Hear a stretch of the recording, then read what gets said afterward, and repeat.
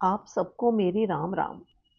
पिछली कहानी में आपने सुना कि गुस्से में रावण अपनी तलवार निकालकर सीता जी को मारने लगता है। अब आगे यह देखकर उसकी रानी मंदोदरी आगे आ जाती है और रावण को समझाने लगती है कि ऐसा करना ठीक नहीं है, आप ऐसा मत करें। रावण उसकी बात मान जाता है। वो राक्षसियों को कहता है कि तुम सब जाकर सीता को खूब डराओ धमकाओ। अगर फिर भी 1 महीने के अंदर ये नहीं मानती तब मैं इसे मार डालूंगा। ऐसा कहकर रावण वहां से चला गया। अब सारी राक्षसियां अपने अपने तरीके से सीता को डराने धमकाने लगती हैं। उनमें से एक राक्षसी थी जिसका नाम था त्रिजटा। वो बहुत बुद्धिमान थी। राक्षसी होते हुए भी उसका प्रभु राम जी के चरणों में बहुत प्रेम था। उसने रात को एक बहुत बुरा सपना देखा था।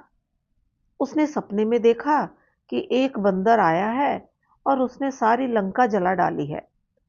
राक्षसों की भी सारी सेना मारी गई है। रावण वस्त्रहीन है, नंगा होकर एक गधे पर सवार होकर जा रहा है। उसका सिर मुंडा हुआ है और उसकी 20 भुजाएं भी कटी हुई हैं। और लंका का राज विभीषण को मिल गया है। यह सपना देखकर त्रिजटा बहुत डर जाती हैं।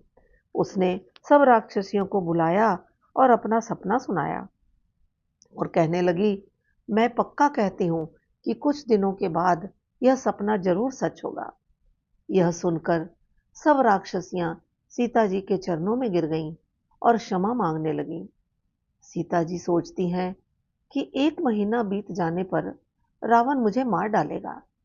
वो त्रिजटा से कहती हैं, आप मेरी माता के समान हो, कोई ऐसा उपाय बताओ जिससे मैं अपने प्राण त्याग सकूं। कहती हैं, तुम मेरी चिता सजाकर उसमें आग लगा दो ताकि मैं मर सकूं।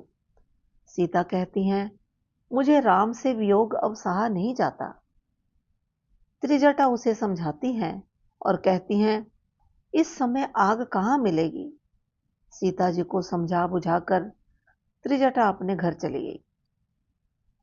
सीता जी बहुत दुखी होती हैं। सोचती हैं, आज तो भगवान भी मेरा साथ नहीं दे रहा।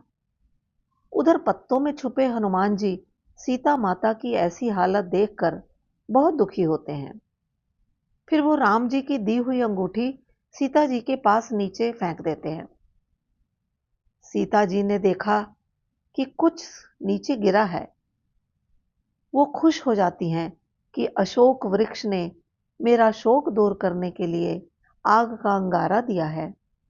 वह उसे उठाने जाती हैं तो क्या देखती हैं कि यह तो मेरे राम की अंगूठी है।